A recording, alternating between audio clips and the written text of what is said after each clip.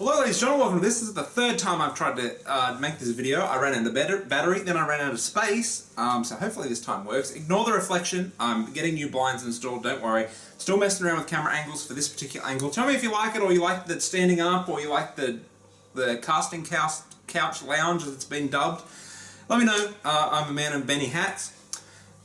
But there's really nothing video gaming to talk about, and some people wanted to know how my trip to America was. One person in particular just wanted to know how the trip was. He didn't give a shit about where I went or any of that or what I did, but I'm going to answer you first, mate, because that was a very odd question and very specific, and I appreciate that. So, let's get started. For those who don't know, in May I went to New York, Philadelphia and Washington DC for about 3 weeks.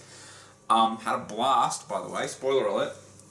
But the trip there. Now, for those who don't know, Sydney is my closest international airport, which is an hour that way. So to get it from Sydney to Los Angeles, because you have to go to LA first, is 14 hours. Then you have to spend a couple of hours there, then you get on another plane and go for another 6 hours to New York. So in short, don't fucking do it. But I was stupid enough to do it anyway. If you are going to do it, at least spend like a day. That's all you need. It's 12 hours, that's all you need in LA, and then get on the plane, because holy fuck. So yeah, I was excited. I went and bought fucking Animal Crossing, or whatever it is. I went and bought, Pokemon. I went and bought Mario so I could play my 3DS on the airplane. I was thinking, yes, let's do that. I bought a fucking iPod. So anyway, they're relevant in a little bit. But first, we've got to get to the airport. So I get to the airport about fucking 5 hours too early, because if there's one fault about me, I know I'm perfect, but believe me, there are some things. I'm too early to things, all the time, constantly. I don't know why, but I don't like being late, ever. If I'm late, I probably wouldn't go. It's weird, isn't it? But yeah, so I was super early, got there, went through the Qantas thing, because I flew with Qantas, I like Qantas, there's no complaints that I have. Prior to this, the longest I had flown was probably about 4 or 5 hours, and that was to the Northern Territory, which is a territory in Australia, the more you know. So yeah, you go through Australian customs, which if you haven't been here or out of the country, is pretty much a dude in a cork hat going, "You got anything? You got anything dangerous, mate? Nah, you're good to go, eh?" That's pretty much Australian customs. Which is very different from American customs, which we'll get to in a little while. So anyway, I'm at the lounge, waiting for my flight. For those who don't know, I'm 6'5", so I pre-booked the emergency row seats, which were $150 each way. The best, I've wasted a lot of money in my life, but the best waste of money ever, the best $300 I've ever spent in my fucking life was on those emergency row seats, because you literally have about 3 feet of leg room, and I'm 6'5", and when I flew to Adelaide, I just flew normally. I flew just normal coach, and my knees were up here, and I couldn't get the tray table down, and I started to cramp up, and that's only a 2-hour flight. So there's no way I could have done fucking 23 hours. No way in hell. So anyway, get on the airplane. No, we haven't got on the airplane yet. My first complaint about airplanes is that why the fuck do you idiots line up to get on the airplane an hour before schedule? The plane is not going to leave without you, believe me. They call your name like 1,000 fucking times before they just take off. Don't worry, you're not going to not get on it. You don't have to start lining up an hour ahead. And I'm like, I'm not fucking lining up like a dickhead. Now I know why, because when you get on the airplane, you're like the last one on, because you were the cool dude going, I'll just wait for these dickheads to get on. You find out that every man and his dog brings about 9 carry-on fucking suitcases, and there's no room left. Luckily I had a really small bag that fit up there fine. Now, right, so we've put the seatbelt on, we've taken off, we're somewhere over the Pacific Ocean. I think I'm going to watch a movie. Yep, that's what I'm going to do. So I put the Wolf on Wall Street, put that on. That's a great movie. That goes for about 3.5 hours, which was great. I needed time to kill. Then I watched The Hangover. Then I watched about 8 episodes of Modern Family. Then I watched about 3 or 4 episodes of that one where they bid on storage units. So all those movies, all those TV shows, they were still fucking about 12, 10, 8 hours to go. And I thought, I'll play my 3DS. All that money on those games. Get the 3DS down. Put in Animal Crossing. This game requires an update. You cannot play it. Great.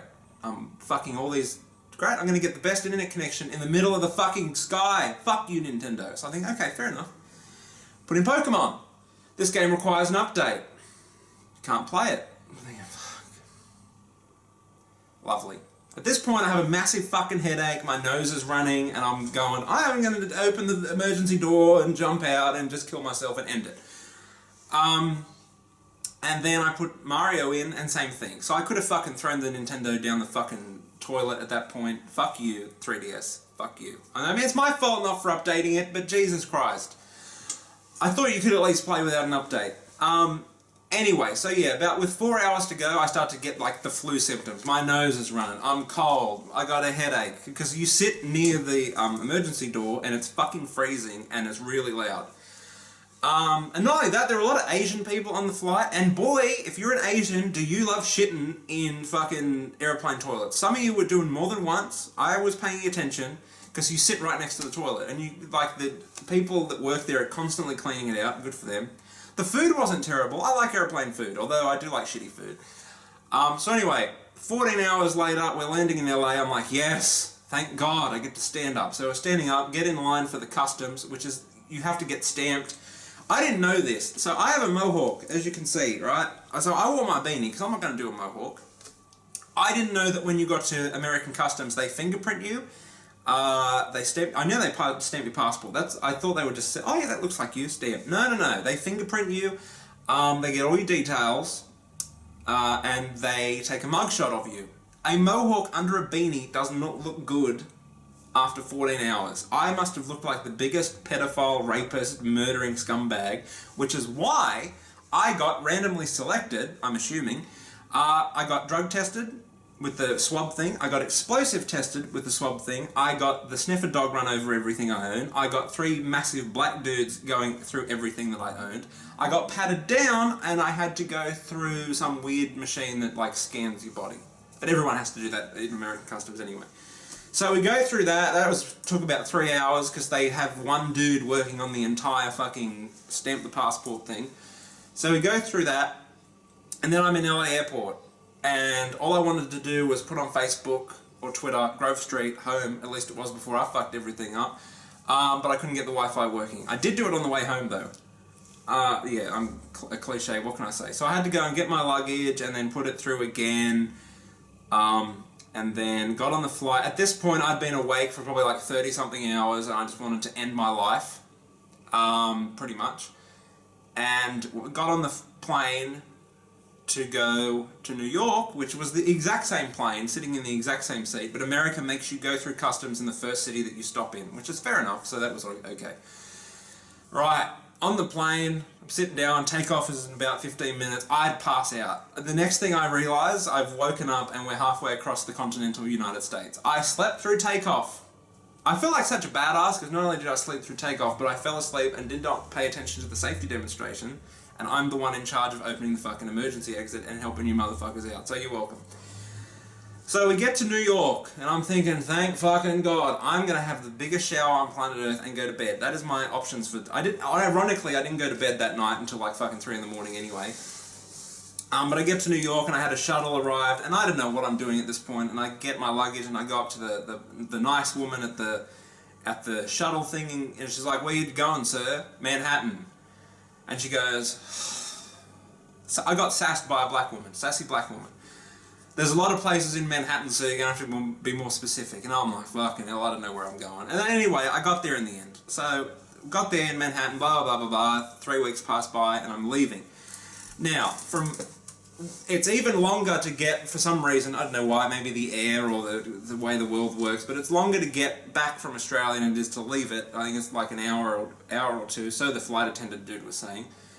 But anyway, so I left Washington, the airport, Dulles Airport, I believe it is.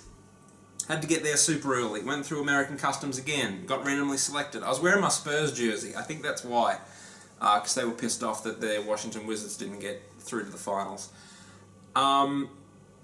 Yeah, so went through that again, had all my luggage, it was alright. Man, here's the big one. I went through, because I flew Virgin America from Washington to LA and then transferred Qantas to, back to Australia.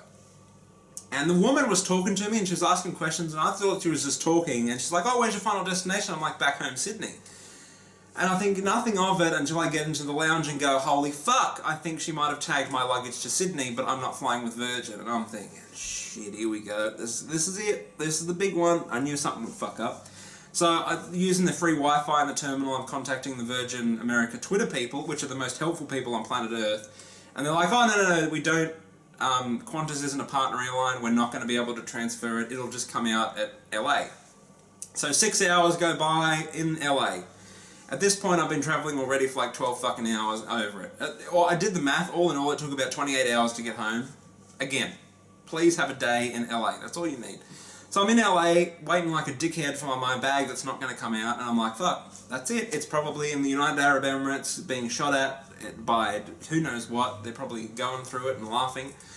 But I went up to the staff and they were like, oh no, they would have transferred it. But you just told me that you didn't transfer it. Oh no, they would have. So you get a little baggage ID number and you go to the Qantas terminal and they write it down and then they know. So the whole flight home I'm thinking, either my luggage is underneath me or it fucking ain't. And I was so paranoid. Anyway, the flight home was so much better because it's always, the way home is always quicker for some reason. It's mental, obviously.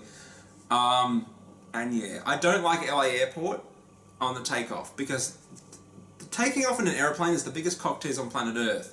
You're like, okay, this is it. Oh, yeah, we're going a bit faster. Oh, we've slowed down and turned the corner. Oh, this is it. We've slowed down, turned the corner. Time and time. LA Airport must be fucking massive because the dude was like, oh, we've got a short run off tonight. I'm like, yes. We didn't fucking leave till like 1 o'clock in the morning. Got home the next day at like 7 o'clock in the morning. I was fucked. Came home, had a shower, ingested alcohol and pizza and went to bed. That was my day after. But yeah, would I recommend the flight?